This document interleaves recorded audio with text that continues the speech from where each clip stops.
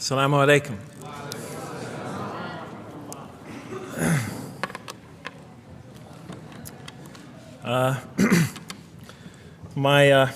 I've come from the University of Kansas. We're playing in the Final Four this very instant. So I want to let you know that you've asked a lot of me today. No, I'm just joking. All right, very briefly, I just want to talk a little bit about what the Quran has to say about the purpose of life.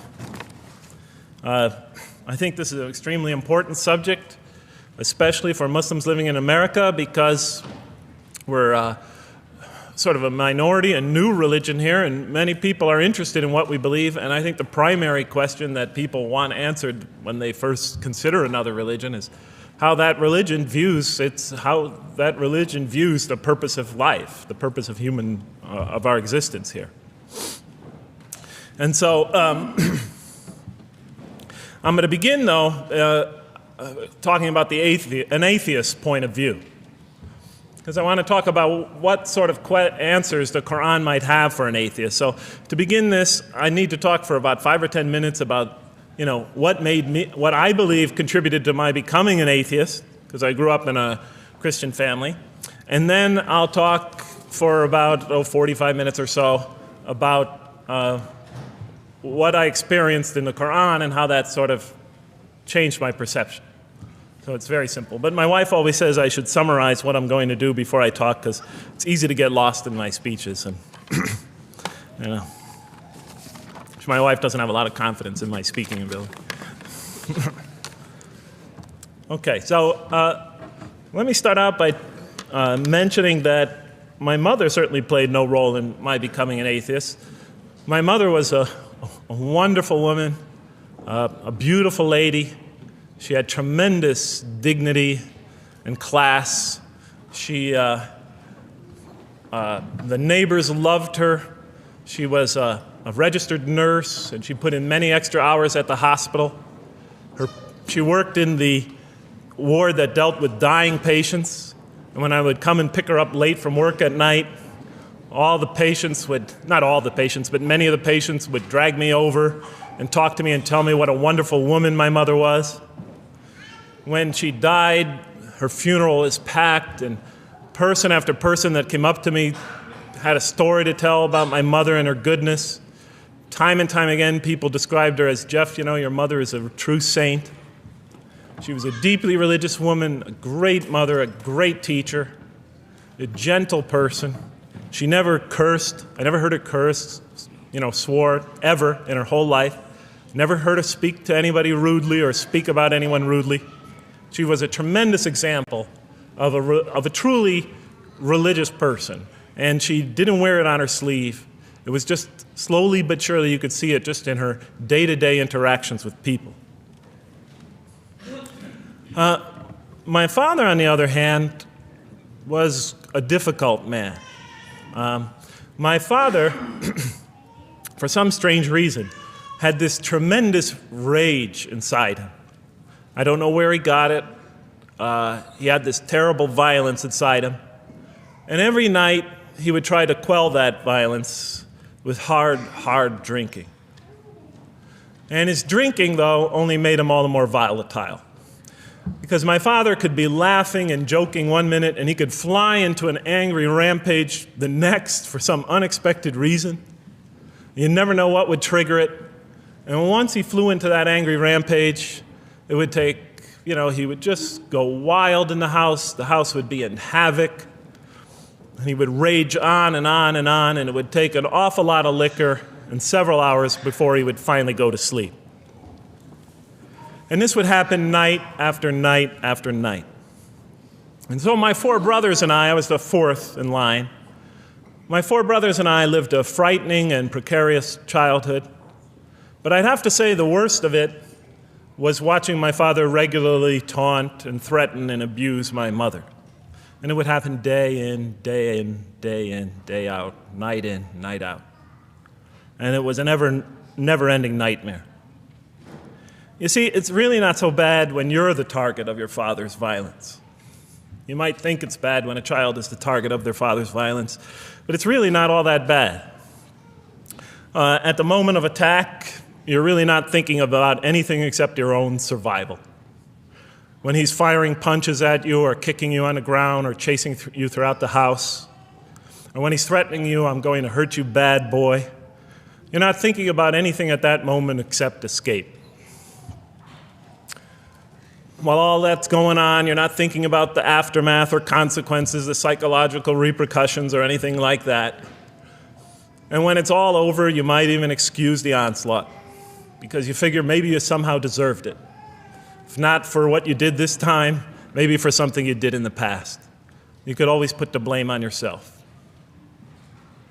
But a far worse fear is the terror that overcomes you when you watch your father go after your mother. Because she's the only source of warmth and kindness, of love and protection that you know.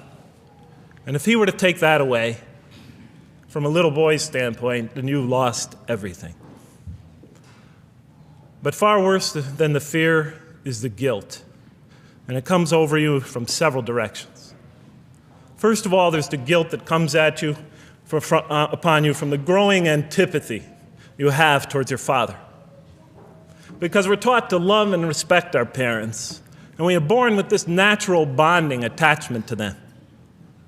But when you watch something like this happen night after night after night, and this rage is growing inside you, you're being pulled in opposite directions.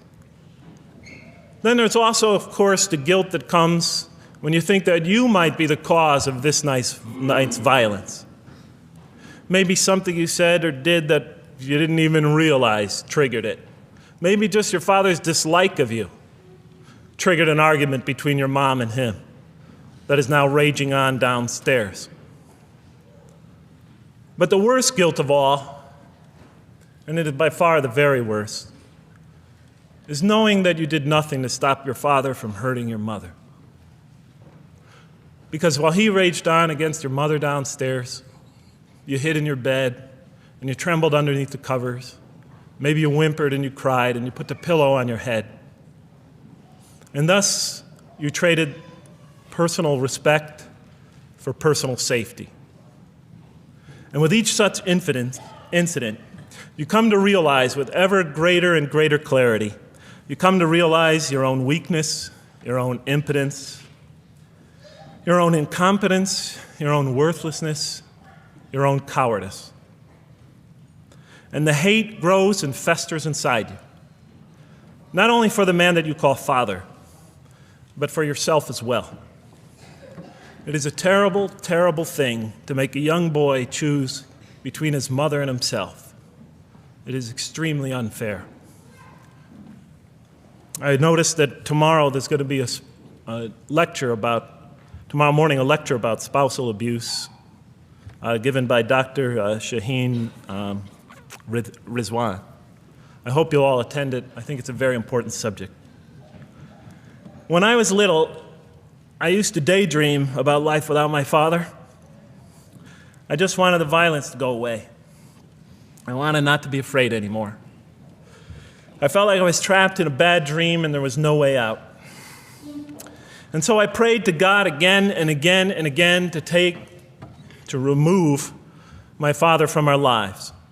But he was always there, and very soon I began to wonder if God really was. I could not fathom why God would subject my mom to such lifelong punishment. I could not imagine what great sin she must have committed, or that we, her children, must have committed to deserve my father. I didn't have the maturity to sort out such questions, but I had enough fear and anger to provoke them. I was too young to see the wisdom in allowing my mom to suffer the violence and abuse of my father. I was too young to understand why God would let innocent children tremble night after night after night in their beds, fearing that they might not see their mother the next morning. I was too young to see how the mercy of God could even extend to my father with all his terrible failings. All I could see in my world was chaos and violence and fear, and so it became easy for me to question the existence of God, and I began to do that at a very early age. I'll even say that the turmoil of the 60s and 70s that's the age when I was a teenager, in the late 60s, early 70s, only reinforced my skepticism. When John and Robert F. Kennedy were assassinated, or Martin Luther King was gunned down, when Vice President Agnew was kicked out of office and Richard Nixon soon after him, when the race riots erupted in city streets like mine, and gang fights erupted in our cities, many of those which I was involved in, when I saw the bizarre and senseless carnage of Vietnam, they all confirmed the lesson that was already ingrained in me and that my father had taught me so well, that the world is dominated by random, consuming, undiscriminating violence. And very soon I began to ask why. Why would God make it that way? Why wouldn't he just pop us into heaven from the first and spare us all this suffering? Why does he let little children in Vietnam get napalmed and run down the street naked on fire when they had done nothing to deserve it? Why does he let the race riots go on? Why does he let the leaders be assassinated? Why does he just let the violence go on and on and on for people who had nothing to do with it? It wasn't of their own making. Why didn't he just make us angels and pop us into heaven if he could make us angels, which I was always taught he could? Why did he make us so susceptible to sin? Why didn't he make us impervious to it, like he made the angels? Is this the best world he could create, I thought? Is this the most perfect world he could create for our existence, for our beginning? I just couldn't figure it. And all the explanations I received from priests and doctors and lawyers, from whoever, spoke to me or taught me, they just didn't make sense to me. In any case, so I became an atheist when I was 16, even though I was going to Catholic school at the time. I declared myself an atheist in one class. It was a confrontation between me and a priest. We were talking about God and the purpose of life. And I expressed my views, and he said, well, then you don't believe in God. I said, well, I guess I don't. And then through my junior and senior year of high school, I got an F in religion, even though I continued to do very well on the tests. In any case, when I was 28, to make a long story short, some friends of mine gave me a copy of the Quran. And one night I was sitting in Diamond Heights, my apartment in Diamond Heights in San Francisco. I was working that time at the University of San Francisco. I was 27, 28 at that time, I can't remember. And I ran out of stuff to read, and I took this gift that my friends gave me and I began to read it. And I came to the first verse. Well, I opened the Quran, read the first page, then the second, and then very quickly, in the second surah, about 37 verses into the Quran, I came upon the story of mankind.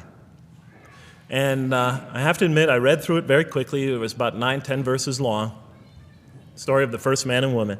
And I recognized some of the details. It was similar to what I had learned when I was a child, but I noticed that there was something wrong.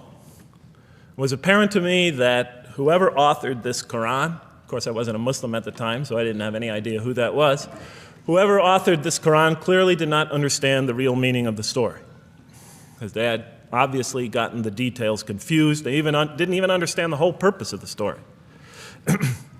And so I just read through it once, and then I read through it again, just to try to see what kind of point the author was making, and then I read through it a third time and a fourth, and then I realized this is something strange going on here. I'm going to read this much more carefully. I'm going to need to go through this story line by line, verse by verse, because it's obvious that the author is trying to bring out another point. And I wasn't quite sure what it was, but definitely he packs a lot of meaning into almost every word. And I thought the writer at least seems to have a great measure of brilliance. And so I'll try to sort of take you through what my experience was as quickly as I can. So I came to the 30th verse of the second surah, Surah Al-Baqarah, and it began like this. It said, "Behold, your Lord said to the angels, I am going to place a vicegerent on earth." The Arabic word is khalifa. It means a representative or an emissary of mine. "I am going to place a vicegerent on earth." And they said, the angels said, "Will you place therein one who will spread corruption and shed blood, while we celebrate your praises and glorify your holiness?" And God said, he said, "Truly I know what you do not know." See, that's the verse that hooked me. That's the verse that